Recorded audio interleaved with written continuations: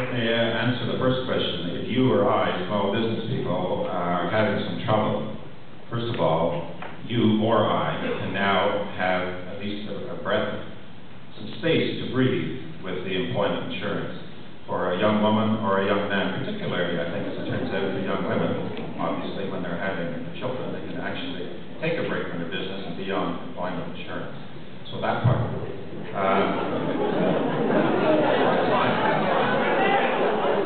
I think it's a program that's very much needed, and I'll let you. There will be those who, and rightly so, will take advantage of it. Why shouldn't they?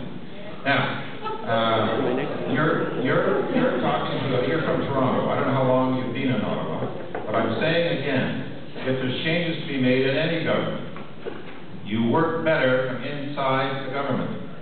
And in this case, I'm the guy that's likely to be inside the government. I don't think the NDP are going to make it this time, and I doubt very much the Liberals are. So I can be there for you, and whether at the cabinet table or in caucus. Finally,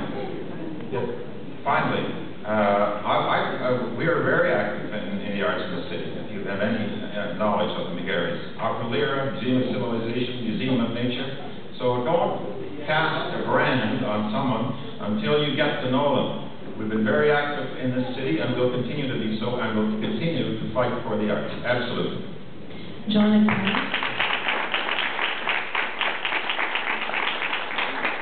Well, I'm proud to say that I am a professional artist. I got a degree in English literature from Carleton University, and then I got funding from the Canada Council for the Arts and the writing, spoken word storytelling publication to do a CD, and I actually got the money, and I actually completed the project. So, traveled coast to coast, I've been to England and back, and getting a stamp of approval from the Canada Council for the Arts is better than getting a PhD. If you're an artist, don't be offended that the government has cut your funding. It's not about art, it's about freedom of speech. Artists are the best people that can criticize the government. That's why they took away our money. They don't want criticizing from the art.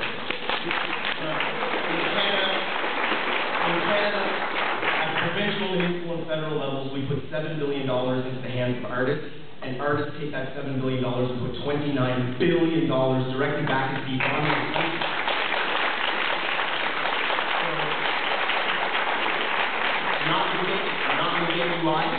You're not going to get funding from conservatives. You're going to have to go out and get another job. You're going to have to get your hands dirty. You're going to have to put your art off to the side.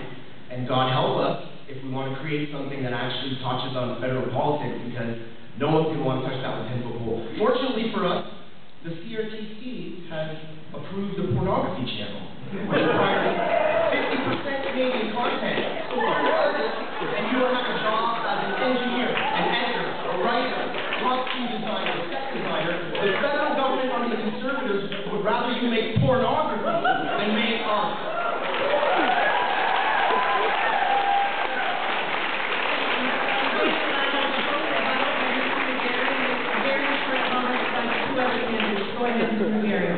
Very humorous. Think about this. It's fairly rarely reported. You mentioned the Council of the Arts. Going up from $151 million a year to $181 million a year. And they just have one supplement. I want everyone to remember one name here, and I'll prove my point on October 15th.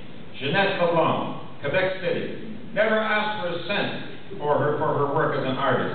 Started out in a garage. You know what? International famous and will be recognized in the Museum of Civilization. October 15th. Didn't ask for anybody. She and her partner went out and worked and made their name internationally. No handouts for her, and you'll be reading about her as she comes to Ottawa on October 15th. Yay to her!